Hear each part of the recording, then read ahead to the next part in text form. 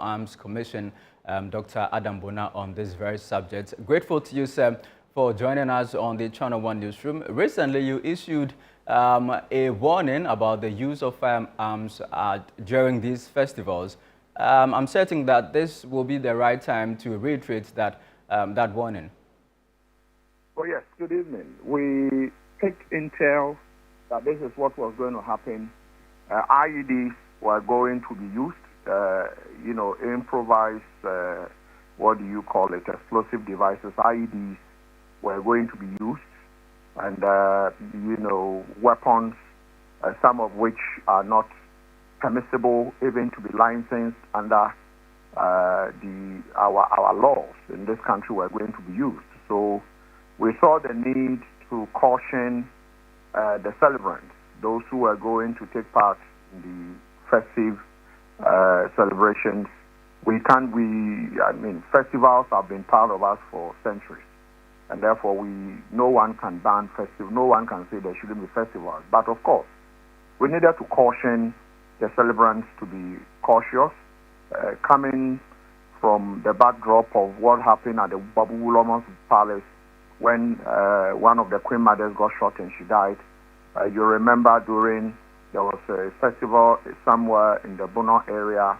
Kofi Adoma got, gunpowder, charged gunpowder into his eyes. And then, so we have had a series of these events, leading to either injuries or deaths. Therefore, we needed to caution. But unfortunately, it looks like that fell on deaf ears. Most of the celebrants decided to use IEDs. Some also used weapons that, if you ask me, are not permissible at all. You can't license them even in this country. Fire them indiscriminately. And unfortunately, condolences to these students who had to die in this manner. And so one can only say that the laws we have currently for gun regulation is over 50 years old. And from the point of view of the Small Arms and Light Weapons Commission, we need this law. We have a bill that is pending, is at the ministerial level, pending to be, probably sent to cabinet and eventually to parliament to be promulgated into law. Because at the moment, there isn't a clear-cut regulator when it comes to firearms. And so every Tom, Dick, and Harry, children in secondary schools are, stealing their parents, sidearms to school. Everyone, if I tell you the number of people who would call me daily, wanting or sending photos of weapons they want to bring into the country, you wonder. I mean, Ghana is not a war-torn country. Why is everybody, trying to protect himself? You walk the streets of this country and it is peaceful. But unfortunately, because probably over the years we haven't done much about gun regulation, this thing has persisted. But on the point of view again of the Small Arms Commission, we are sensitizing the general public. We have moved to schools. We have moved to, traditional authorities. We are collaborating with them while sending the passage of our bill into law, trying to get them to, desist from using live ammo. We have ammo that is not lethal, but using live ammo during celebrations when the whole place is charged can be detrimental, and that is what has always happened. You see some of them using AK-47s. You see some using pump-action guns and shooting into the air. And pump-action guns, uses BB or BB cartridges and the rest are more lethal than even AK-47.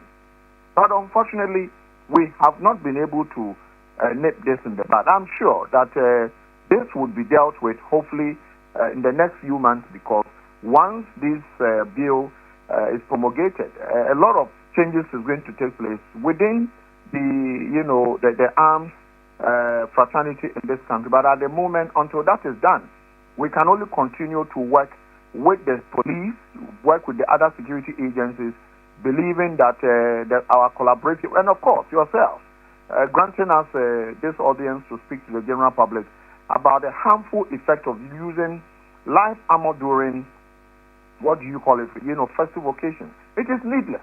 If you want the sound of a gun, you can fire, a single barrel gun with a non-lethal, ammo, and you will still have the same effect. Why do you shoot with a live ammo that are pellets and sometimes AK-47s? We have actually seen M16s being used in this country. It is something that over the years not much was done, but I want to believe that some of us have a role to play in ensuring, all of us, including myself, now at the helm of affairs at the Small Arms Commission, we have roles to play to ensure that these things, once our law is passed, we are able to nip this in the bud. But at the moment, we need to do a lot in terms of sensitization and trying to catch the bad guys who are probably using other unapproved weapons during celebrations in this country. Mr. Bona, talking about the law, from what you've told us, looks like it's very important for this law to be passed, for you to be able to work effectively. What are some of the difficulties you're facing to get this bill passed? Well, I think that it should have been passed. I served on behalf of CSOs in the last board of the Small Arms Commission, and I've been part of the drafting of the bill. We put it before the then Minister of the Interior, through Ambrose Derry to Henry Korte, and I pushed and nothing happened. But fortunately, the current president of the Republic, spoke about this law in his SONA, his first SONA. My minister, Honorable Muntaka Mubarak, has asked for the bill. It's been sent to him, and it's undergoing review. They are looking at portions, of course. This is a new administration, and so one or two things would have to be done. And so I want to believe that at the moment, I don't sense any difficulty. It has to do with probably pushing cautiously to make sure it is passed. Once it is passed, because then we cannot live in a country where firearms are not regulated. Every Tom, Dick, and Harry, either moving them in and out. We have a big challenge, and weapons, if you ask me, are more deadly than drugs. Because if you take drugs, but one weapon, that we trace a weapon that traveled from about 16 countries into Ghana. 16 countries, one weapon, traveled several, because one of our mandates is also to track weapons. Track a weapon, an illicit weapon that moved from one country, 16 countries into our country until it was apprehended.